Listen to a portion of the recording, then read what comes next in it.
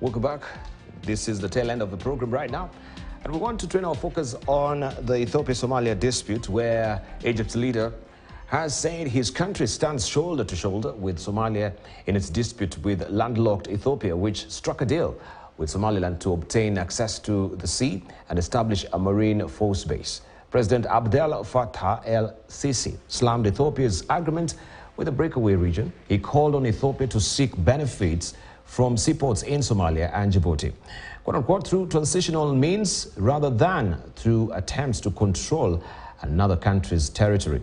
Somaliland leader Muse Bihi Abdi signed a memorandum of understanding with Ethiopian Prime Minister Abiy Ahmed Ali this month to allow Ethiopia to lease a 20-kilometer stretch of coastline to establish a marine force base. Sheikh Mohammed, the Somali president, rejected the deal as a violation of international law. Egypt is at odds with Ethiopia over a controversial hydroelectric dam Ethiopia has built on the Nile River's main tributary. The two countries, along with Sudan, have been trying for over a decade to reach a negotiated agreement on the filling and operation of the $4 billion Grand Ethiopian Renaissance Dam. The dam is on the Blue Nile near the Sudan's border, and Egypt fears it will have a devastating effect on its water and irrigation supply downstream unless Ethiopia takes its needs into account.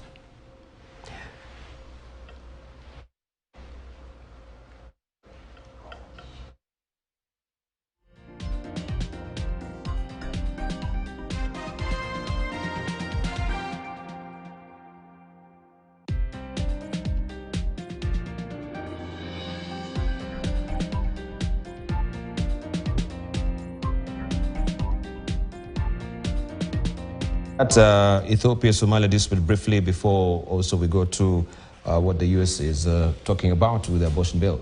Let's just begin with the latest development with this, their vested interests, as we can see. Yusuf Hassan. Well, I'll say that what has happened since the 1st of January, when Ethiopia started testing the ground by signing a memorandum of understanding with the northern region of Somalia, which is known as Somaliland, has sparked a diplomatic role. And what has come out of this is that Ethiopia is the headquarters of the African Union. It is also a founder member of IGAD. And it has always placed an emphasis on the rules-based system. Territorial integrity, sovereignty has been its hallmark. And to a certain extent, Ethiopia has benefited from that because it is a country that has been facing successionism, Eritrea split. The Somali region of Ethiopia has been a center of war for many years. So the role has now been switched in the sense that it is Ethiopia that has been accused of having an interest in grabbing another state's territory, and is on the defensive diplomatically, because Somalia, which is in 1977 went to war with Ethiopia over the Ogaden, was an isolated country because the rest of the world thought that they were violating the sovereignty and the territorial integrity of Ethiopia. But now the shoes is on the other side. Ethiopia has been accused of exactly the same thing that it's been fighting all of these years, and it is finding itself diplomatically isolated. It's not just Egypt. The United States, China, the European Union, the African Union, the Arab League. Apart from one major power, Russia is the only country that has not publicly pronounced on the dispute. But every other power and every other international and regional organization has cautioned Ethiopia to say that this is not the right thing to do. So I think in that sense, it appears as if Ethiopia may have to rethink because it is decision to have access to the sea and also to have a naval base in addition to that, because people are asking, it's okay for a landlocked country to seek an outlet to the sea through bilateral relationships with the neighboring countries. Eritrea, Djibouti, and Somalia. But it is another thing when you aspire to want to take a territory and impose your own naval base, your own military power, project your own military power.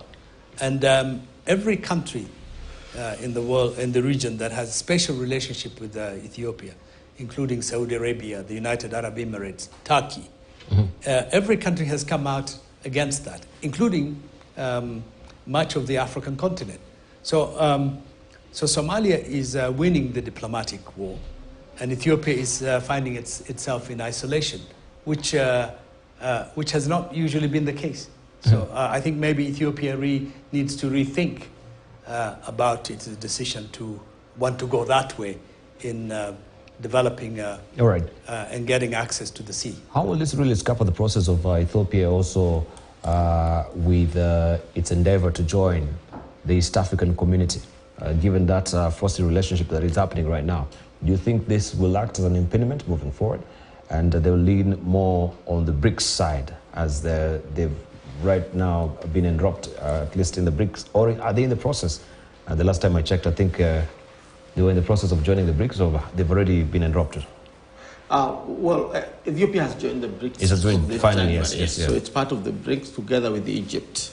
Those are the two African countries that have joined South Africa, making the three African countries in the BRICS. So that die is cast. I mean, it's finished. There's a done deal. Now, the East African community, I don't think Ethiopia has been eager to join the East African community the way Somalia had. If it was, Somalia would have joined the East African community long time ago. So it want to be an independent power in the Horn, but with close relationship with possibly the East African community and so on. But in its own economics, it doesn't want to open up for either the East African community or its members. It runs a very closed economy, to the best of my knowledge. And I'm talking about living there for over 5 years as a resident of Ethiopia. Now, I think what needs to be put in very, very good context is why this dispute. Now, Ethiopia has access to more than 10 ports in Eastern Africa, in the Red Sea and the Indian Ocean. And you can count them. It has access to Djibouti, where it has even built a 720-kilometer speed railway, which is the only electric railway, I think, in Africa of that length. Meaning it has invested heavily to access the port. And there is no issue about its access to the port of Djibouti. That's not in question. Two, it has access to the port of Beira and Hargeisa. In fact, in Beira it has, is it Berbera? In Berbera, it has 30% share. 19%. 19% of the shares. I think it was negotiating for that. Now it has 19% of the shares, meaning it can access. It has access to a port in Puntland at the far end. It has access to a port in every of the 6 Somali regional states. And Port Sudan. Then it has access to Port Sudan. In Kenya, it has access to Ramu as part of an agreement that is already done and investment done. So the problem with Ethiopia, it has nothing to do with access to the sea. It has everything to do with the intention or the ambition to build a the largest naval power in the Horn. And you cannot have a navy if you don't have access to the sea. And no country will allow you to use its port for its naval purposes. So that is the dilemma that catches Prime Minister Abiy. He needs a navy, and no country can allow. The last time Ethiopia had a navy was in Asab, which is in Asimala. So that is the context in which in November last year, Abiy announced, with no contradiction, that Ethiopia will have a port, access to the sea. They're not talking about having access to the port where you can do your business. Access to the sea, peacefully or by war. That he made very, very clear. Now, when you look at the part of Somalia he has annexed, it is not Berbera. It is actually a corridor between Djibouti and itself, which is 20 kilometers, which is the shortest distance from Ethiopia to the sea. It is about 80 kilometers. From the Ethiopian border, the tip, when you look at the Ogaden region, that tip to the Red Sea. And that area is very strategic because it is the entry point to the Red Sea. So it means that the moment Ethiopia builds its naval base there, it will control and determine who enters and who doesn't enter the Gulf of Aden into the Red Sea. And that is what has set feelers in Egypt. Egypt is cornered twice. You've built the Millennium Dam, which is basically, according to them, strangulating the Nile waters. So Ethiopia controlled the Nile waters. Now you want to control the Red Sea waters. And that is what has pushed Egypt, al-Sisi, into Somalia. And the point is, diplomatically, Ethiopia is on the long side of things. Now, what has eyed Somalia as a government and as a society is the fact that it has signed a deal with a breakaway part of Somalia, and in exchange for literally supporting that region to break away. It is basically recognizing Somaliland as a sovereign state. Okay. That is why everything is wrong with this deal. And that's why Ethiopia is not getting any support from anywhere, because you support the breaking away of another country, a member country, and then you ride on that to occupy aggressively a land that is owned by another society. Thank you. That is not good. Yeah, Dr. Kanenja. Yeah, of course, this current action, while perhaps they may be informed by calculations of the administration in Addis Ababa, I think the kind of reaction that it has attracted probably was not exactly expected from Addis Ababa.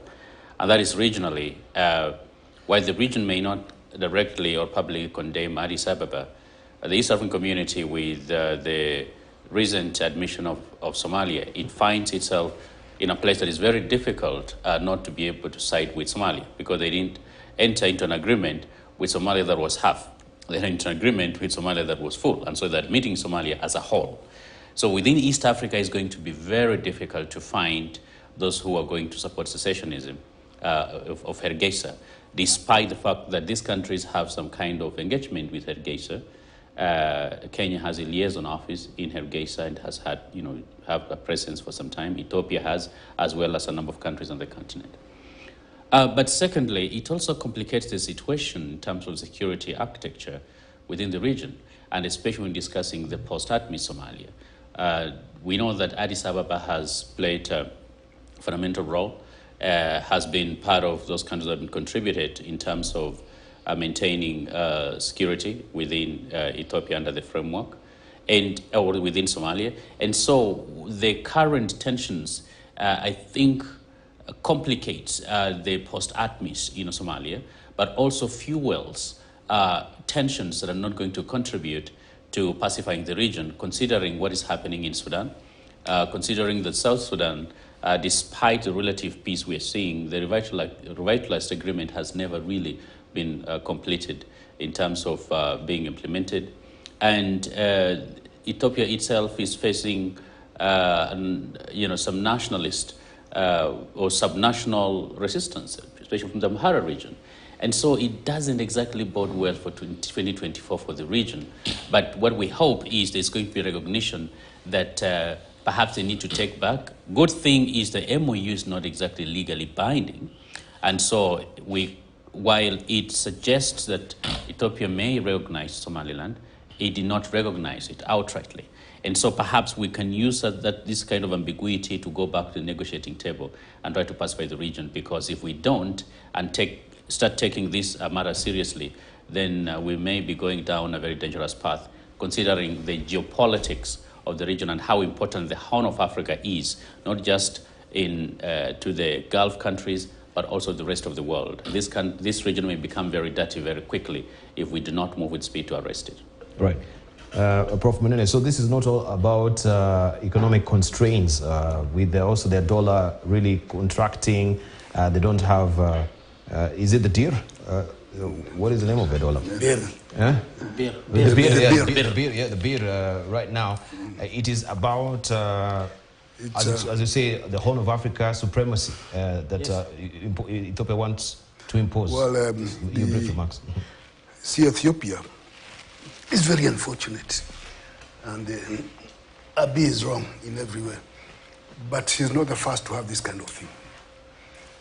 He thinks he's a reincarnated Menelik II.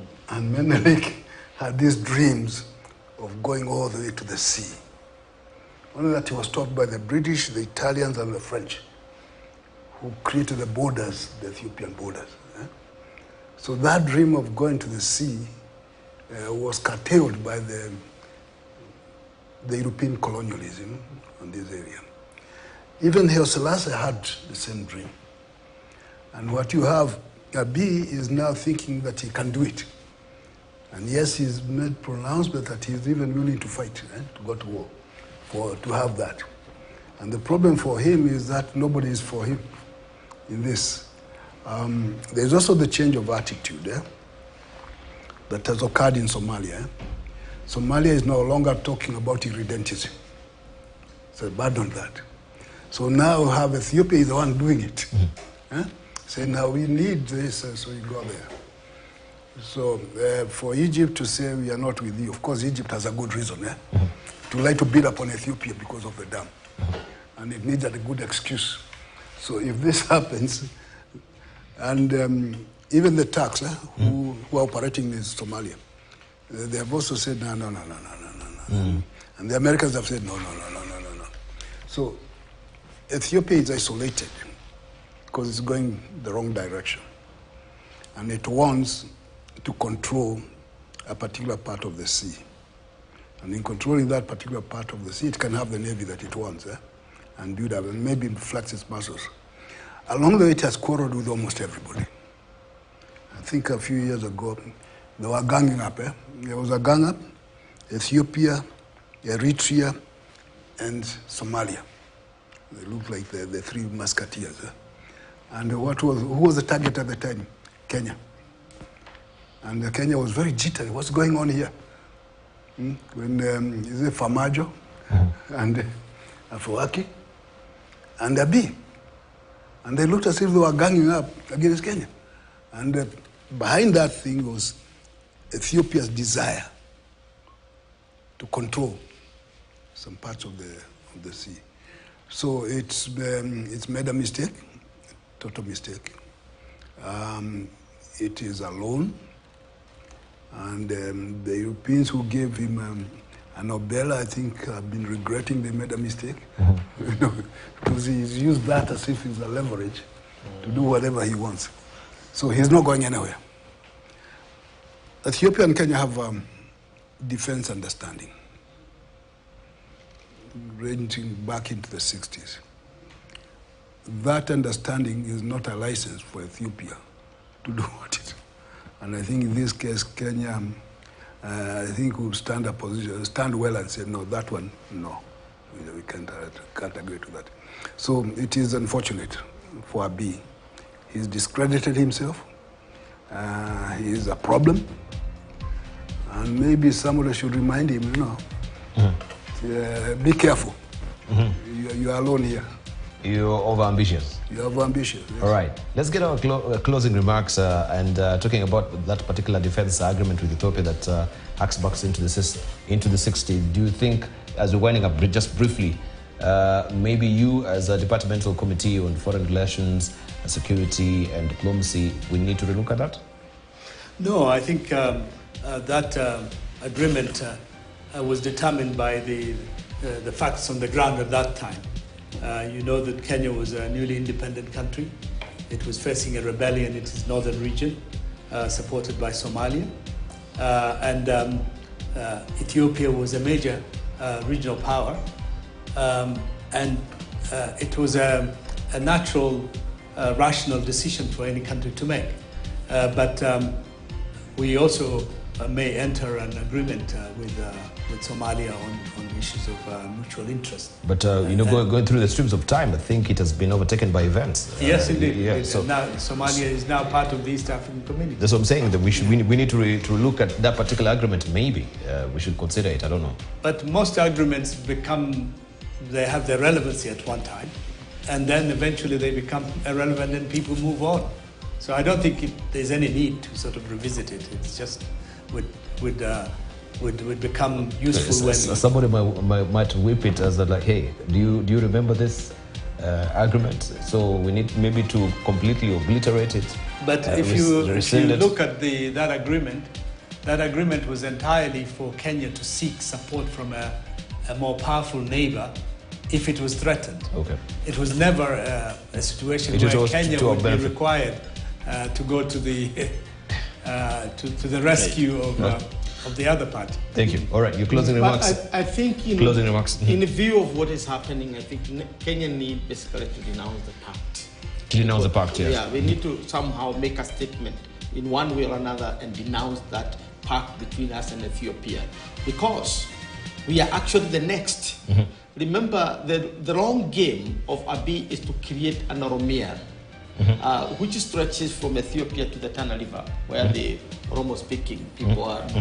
And that essentially means that the going to Somalia is just an excuse. The real target is here because the port of Lamu will be in Ethiopia from the look of things, if we go by that matrix.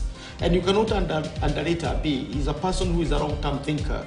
He has waged 3 wars in 5 years and is now stalking the third and the fourth, the fourth and the fifth. And the real target is actually Assad in the Red Sea and Ramu in the Indian Ocean. And that makes the empire what they used to call the Empire of Kush. That's what he's trying to create. The Kush Empire, which is basically a Kushite Empire. Thank you. And therefore, I think he's really making the Horn the most unstable region in the world in the coming years. Right, thank you. All right, Dr. Kanenje. Different subject. The ongoing tragedy in Gaza is one of those scenes and events that is going to hound, especially the Western world, in the years to come. Not just because in the complicity in supporting the Israeli military actions or active support of that by the Biden administration, but the deafening silence in the wake of one of the worst atrocities. And I would like to applaud the South African government and the Republic of South Africa for taking Israel to the ICJ, having the moral clarity as well as the courage to do that. And I think that is the standard that has been said that we should all follow. Thank you. Right. Finally, Professor Macharia, your closing remarks. Thank you very much. I think the country is having problems, but it's okay. It will recover. And Mheshimiwa there, they can be raising issues. One, I think President Ruto needs to come up with strategies that everybody understands. Right now, nobody understands what he's doing. So he needs proper strategy. And I think Musalia is trying very hard to make sense of foreign policy because it's in jumble. So there's need for that rethinking of the direction the country is going. One time the president said his ministers and PSs are incompetent, so we need to ask why are they incompetent? Do something so that we can eliminate the corruption. Thank you. Gentlemen, I really appreciate your input this morning. Very insightful, very informative, and we shall be picking on this